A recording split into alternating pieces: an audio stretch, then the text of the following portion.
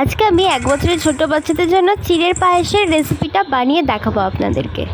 প্রথমে চিড়েটা ভালো করে ধুয়ে নেবেন, 2-3 বার, যতবার ইচ্ছা ধুয়ে নেবেন ভালো করে, একদম যেন পরিষ্কার হয়ে যায়। ওর মধ্যে কিন্তু অনেক খোসা টাইপের থাকে, ওগুলো যেন একদম ভালোভাবে পরিষ্কার হয়ে যায়। এরপর আমি গ্যাসের ফ্লেমটা অন করে কড়া বসিয়ে দেবো। কড়ার মধ্যে একটু জল দিয়ে দেবো, সিদ্ধ হতে হবে চিড়েটাকে। আমি এটা দুধেই সিদ্ধ করতে পারতাম, বাট আমি এটা দুধে সিদ্ধ করব না, আমি জলেই সিদ্ধ করব। আপনারা চাইলে দুধেও সিদ্ধ করতে পারেন। আর এর মধ্যে আমি আমার বাবাকে যেহেতু মিষ্টি খেতে পছন্দ করে, এর জন্য আমি তাল মিছরি দিয়ে দেবো দুটো। দেখুন কিছুক্ষণের মধ্যেই চিড়েটা সিদ্ধ হয়ে গেছে। আর এরপরে আমি আমার বাবুর জন্য ল্যাকটোজ ফ্রি মিল্কটা ইউজ করি। ও যেহেতু 1.5 বছর হয়ে গেছে, এর 1.5 বছরের পর থেকেই আমি এটা ইউজ করছি। এর আগে আমি ফর্মুলা মিল্কই ইউজ করতাম। দুধ দিয়ে চিড়েটা আরও কিছুক্ষণ ফুটিয়ে নেওয়ার পর হয়ে যাবে আপনাদের চিড়ের পায়েস।